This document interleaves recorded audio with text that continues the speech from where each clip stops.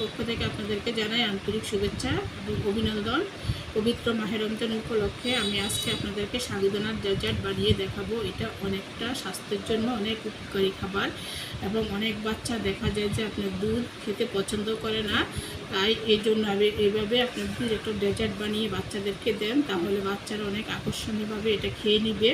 এটা শরীরের জন্য সারাদিন রোজা রেখে আপনি যদি সন্ধ্যার সময় ইফতারির পরে এই ডেজার্টটা খেয়ে থাকেন তাহলে শরীর মন প্রাণ সবই একেবারে পুরপুরা হয়ে যাবে। হ্যাঁ, এই জন্য আমি আজকে আপনাদের সাথে এই ডেজার্টের রেসিপিটা শেয়ার করলাম। এখানে লিকুইড গরুর দুধ নিয়েছি 1/2 কেজি পরিমাণ। এটাকে এখন আমি জাল দিয়ে দুধটাকে ঘন করে নিব। এর সাথে আমি অ্যাড করব এখানে পাউডার দুধ,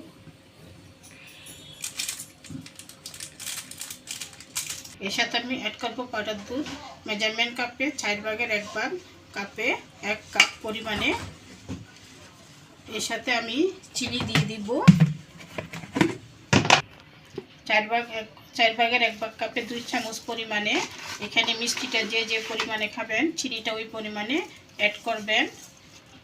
দিব লবণ পরিমাণ মতো। অনেকেই মিষ্টি জিনিসের সাথে লবণটা খেতে চান না, যদি লবণটা পছন্দ না করেন এটা বাদ দিয়ে যেতে পারেন। মিষ্টি জিনিসের সাথে লবণটা না দিলে মিষ্টির স্বাদটা ভালোভাবে আসে না, এই জন্য আমি সবসময় চেষ্টা করি মিষ্টি জিনিসের সাথে একটু লবণ দিতে। দিয়ে সব কিছু ভালো করে মিশিয়ে এখন আমি দুধটাকে নেড়ে ছেড়ে ঘন করে নিব। আমি এখানে সাবুদানা নিয়ে নিচ্ছি মেজারমেন্ট কাপে 3/1 কাপ দিয়ে দিচ্ছি, আর 1 কাপ মোট 2 কাপ নিয়ে সাবুদানাটা ভালো করে ধুয়ে পানিতে ভিজিয়ে রাখবো। এই যে 2 কাপ পরিমাণে। আমি চুলাতে একটা পাতিল বসিয়েছি, এখানে আমি পানি দিয়েছি বেশ কিছু পরিমাণে। এই বাটিতে প্রায় 2 বাটি পরিমাণ দিয়ে পানিটা বলক আসলে এখানে আমি সাবুদানা দিয়ে দিব। আমার পানিটা বলক আসা শুরু করছে, এই পর্যায়ে আমি এখানে সাবুদানাগুলো দিয়ে দিচ্ছি। দিয়ে সাবুদানাগুলোকে ভালো করে নেড়ে ছেড়ে আমি একটু সিদ্ধ করে নিব। দেওয়ার পরে সব কিছুর সাহায্যে নেড়ে দিবেন, নাহলে সাবুদানাগুলো পাতিলের তলায় লেগে যেতে পারে বা দলা পেকে যেতে পারে, ওই জন্য একটু পরপর নেড়ে দিতে হবে। দেখেন বন্ধুরা, আমার সাবুদানাটা সিদ্ধ হয়ে গেছে। আপনারা বুঝবেন এইভাবে, যখন সাবুদানাটা একটা কিছুর ভিতরে নেবেন দেখবেন কোনো সাদা ভিতরে কোনো আঁশ বা কোনো দানাদাতি কিছু দেখা যায় নাই, তখনই বুঝবেন সাবুদানাটা সিদ্ধ হয়ে আসছে। এই পর্যায়ে আমি সাবুটা চুলা থেকে নামিয়ে নিচ্ছি। নিয়ে এই যে আমি এটা একটা স্টিলের চাটনিতে ছেঁকে ঢেলে দিচ্ছি।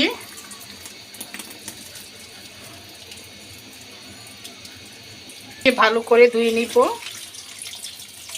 আপনারা যদি ঠান্ডা পানি দিয়ে ভালো করে ধুয়ে নেন তাহলে সাবুদানাটা দলা পেকিয়ে যাবে না। দেখেন বন্ধুরা, আমি এখানে নর্মাল পানি নিয়ে নিচ্ছি একটা বাটিতে, প্রায় মেজারমেন্ট কাপে আপনার 1 কাপ।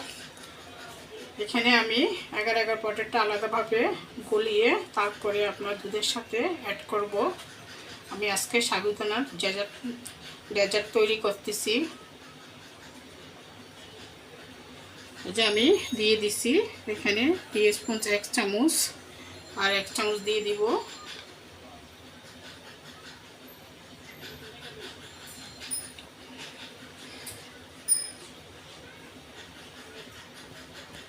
দেখেন বন্ধুরা, দিয়ে এটাকে আমি ভালো করে একটা চামচ বা আপনারা হ্যান্ড দিয়েও ভালো করে নেড়ে এটাকে পানির সাথে মিশিয়ে নিতে পারবেন। যদি আমি গরম ইয়ার সাথে দেই, দুধের সাথে দিই, তাহলে দেখা যাবে এগার পাউডারটা দলা পেকিয়ে রয়েছে। যদি ভিন্ন একটা বাটিতে এইভাবে আলাদা করে এগার পাউডারটা গুলিয়ে দেন তাহলে দলা পেকিয়ে থাকবে না বা কোনো এয়ার বা বাবলস থাকবে না। এর জন্য একটু ভালো করে একটা চামচ বা হ্যান্ডেলসের সাহায্যে এই কাজটা করে নিতে পারেন। দেখেন বন্ধুরা, আমি এগার পাউডারটা ভালো করে মিশিয়ে নিয়েছি। এই পর্যায়ে আমি এটা দুধের সাথে ঢেলে দিব। এই যে আমি পাতিলে যে দুধটা ঘন করে রেখেছি জাল দিয়ে, এই দুধের সাথে ঢেলে দিব। দিয়ে অনবরত এটাকে নেড়ে যাব। এটাকে আমি অনবরত নেড়ে দিচ্ছি। দিয়ে দুধের সাথে মিশিয়ে নিব। দেখুন বন্ধুরা, এই কাজটা আমি অনবরত নেড়ে করে যাচ্ছি। এটা আমি বেশিক্ষণ জ্বালাবো না, একটা বলক আসা মাত্রই আমি দুধটাকে নামিয়ে ফেলবো। দেখুন বন্ধুরা, এই যে আমার দুধটা বলক আসা শুরু করছে। এই পর্যায়ে এখানে আমি সাবুদানাটা অ্যাড করে দিব। এই যে আগে থেকে সাবুদানাটা জাল দিয়ে রেখেছি, এই যে এর সাথে মিশিয়ে দিয়েছি।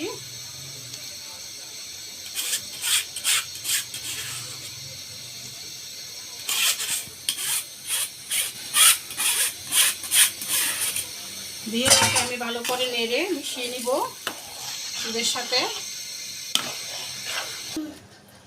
দেখুন বন্ধুরা, এই যে আমার দুধের মিশ্রণটা হয়ে গেছে। এই পর্যায়ে এটা আমি চুলা থেকে নামিয়ে দিব। নামিয়ে দিয়ে অনবরত নেড়ে এটাকে ঠান্ডা করব। দেখুন বন্ধুরা, এই যে আমি এটাকে নর্মালি আপনার একটা চামচের সাহায্যে আমি সাবুদানার পুডিংটা এখানে সেট করব। এই জন্য এখানে আমি আগে একটা প্লাস্টিকের বাটিতে জেলু নিয়েছি। জেলুটা আমি কিভাবে আগে বানিয়েছি আমার চ্যানেলে দেওয়া আছে। আপনারা যদি কেউ ইচ্ছে হয় তাহলে আমার চ্যানেল থেকে কিভাবে জেলুটা তৈরি করতে হয়, এই জেলুটা আমি আমার নিজের বাসায় এগার পাউডার দিয়ে তৈরি করেছি, আপনারা দেখে নিতে পারেন।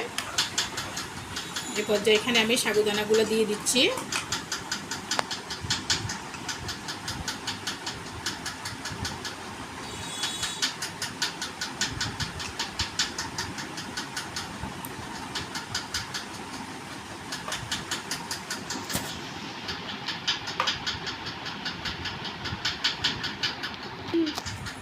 দেখুন বন্ধুরা, এখানে আমি সাবুদানাটা নিয়ে নিচ্ছি। নিয়ে এর উপরে দিয়ে আমি আর একটু জেলি দিয়ে দিব।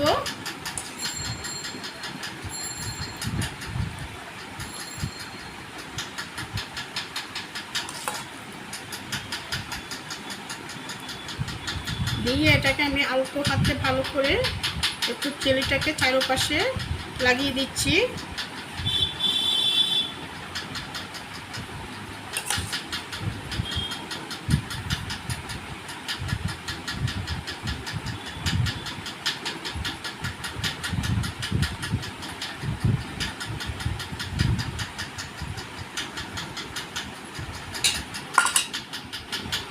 দেখেন বন্ধুরা, এটাকে এখন আমি সেট হওয়ার জন্য রেখে দিব।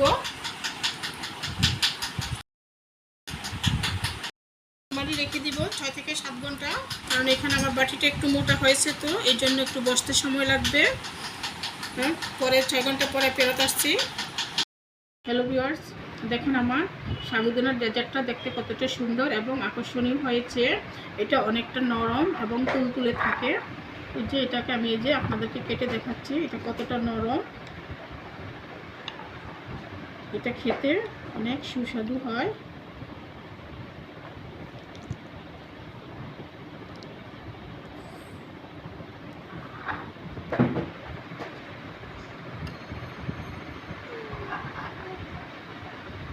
এই যে দেখেন এটা কতটা নরম এবং কতটা তুলতুলে থাকে। এটা অনেকটা সুস্বাদু এবং অনেক মজাদার একটা খাবার। আপনারা যদি বাসা তৈরি করে খেয়ে দেখেন তাহলে অবশ্যই বুঝতে পারবেন। এই বলে আমি এখানে বিদায় নিলাম। আমার এই সাবুদানার ডেজার্টটা যদি আপনাদের রেসিপিটা ভালো লেগে থাকে তাহলে অবশ্যই আমাকে লাইক, শেয়ার, কমেন্ট করবেন এবং প্লিজ আমার চ্যানেলটাকে সাবস্ক্রাইব করুন। এই বলে বিদায় নিলাম।